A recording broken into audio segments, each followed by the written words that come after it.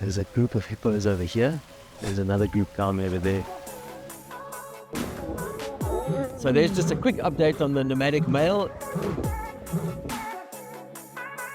Typical teenager male.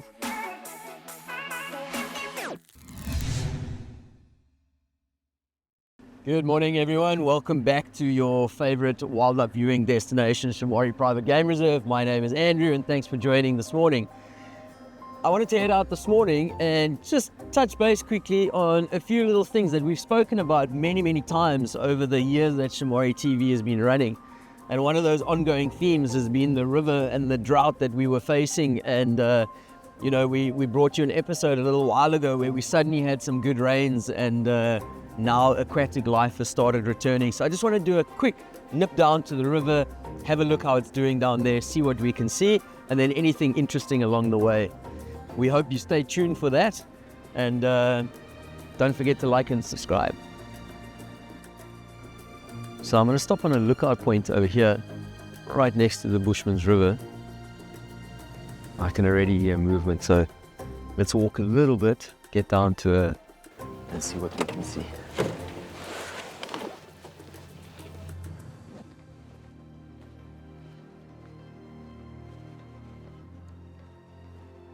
So how fantastic is this to see that there's a group of hippos over here, there's another group down over there, probably about 20 hippos in total here. But how amazing is it to see this? And if you haven't seen the video from the earlier series, go and check it out over here. There's a link up over here. But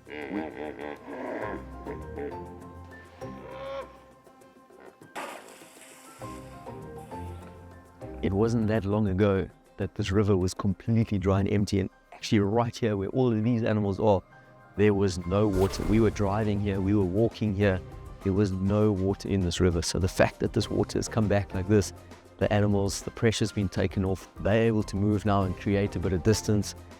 In the last stages of the drought, the water was so concentrated that the hippos, their numbers had to be so concentrated, and obviously we know these guys are territorial, and that led to a lot of competition, a lot of infighting, a lot of injury, and indeed, as with any drought, there will be deaths. So the fact that they can now access large amounts of water and choose their ideal spot, they can move out for grazing at night time, and there is plenty of grazing, and we've got a whole bunch of happy and healthy animals here. The whole aquatic system is slowly returning.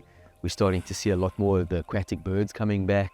We've heard fish eagles, Egyptian geese, South African shell ducks, so just a myriad of birds moving through here that are dependent on water. There's obviously sufficient food now and habitat, and all of those animals start coming back. And the more animals that you can start adding into the ecosystem, the healthier it becomes.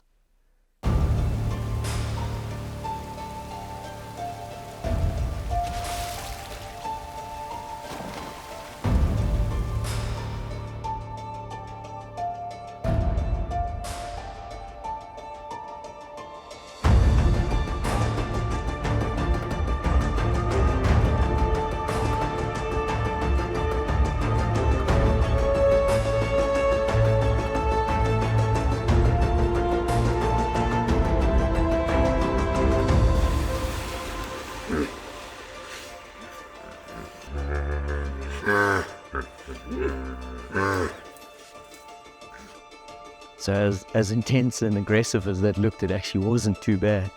All that had happened is a cow, a young female, had strayed off and was a little bit far from the pod, and the territorial male, the dominant bull, actually went off and herded her back and brought her back into the group to make sure that she didn't stray off too far and potentially end up being taken over by another territorial bull. But when they move fast, it's unreal how fast they can move through the water.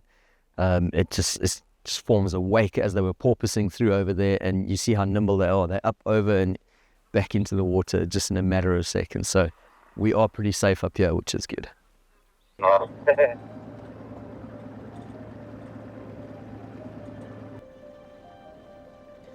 So another quick update that I need to bring everyone is we are always inundated with questions and queries about how the nomadic male lion is doing, any updates on him, what's happening. And as with wildlife, it is such an unpredictable thing, but he is doing really, really well. He is still nomadic, he is by himself, and there has been some pretty interesting pride interactions. A number of the guides were witness to the nomad male coming straight into the core territory of the southern pride, and actually the females having none of it and actually chasing him out, to which point the dominant southern male also got involved, and they actually pushed him so far out of the territory we just actually haven't seen him for a few days. No doubt it is because of the youngsters within the pride. So there's just a quick update on the nomadic male.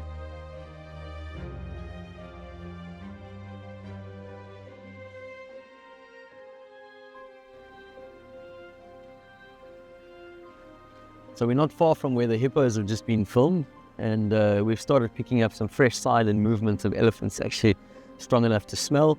And actually, there we go, there's a youngster walking out onto the road.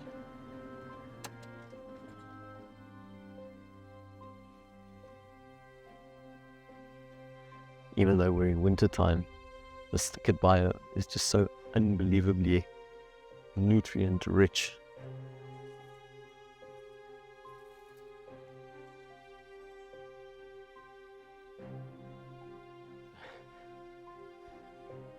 Typical male. So, and having a push behind the bush over there. Typical teenager males. There's a couple of different ages here, and often what you'll find is as the herd is moving into an area and feeding these groups of young bulls, they'll move away from their moms, and suddenly they'll all end up together, almost like a bit of a playtime group, and they'll move slightly to the side because they think they're big enough and old enough to be on their own, and then there'll be a lot of this wrestling and play fighting and pushing one another around and just having a good time, really, as we saw with these youngsters having a wrestling match. And we see it with the lion cubs pouncing on one another and wrestling.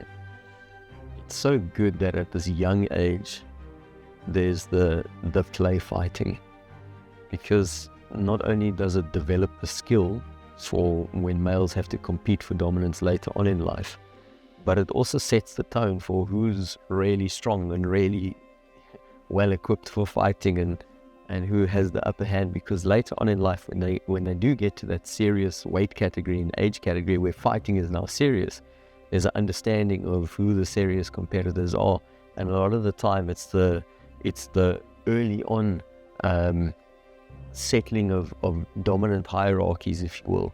So the play fighting of young animals of all species is vitally important for teaching them lessons, for giving them the skill of how to do it, what works best, teaches them. It's that learned behavior that they need to go through. And then also it sets the stage for later on in life to actually prevent a lot of serious injury. So as it's their cue to move off into the bush and carry on with the rest of their day, maybe move on to a watering hole or something like that, it's also our cue to move on for the day. And hopefully we'll see you soon on the next episode. Until then, stay safe, and we'll see you soon.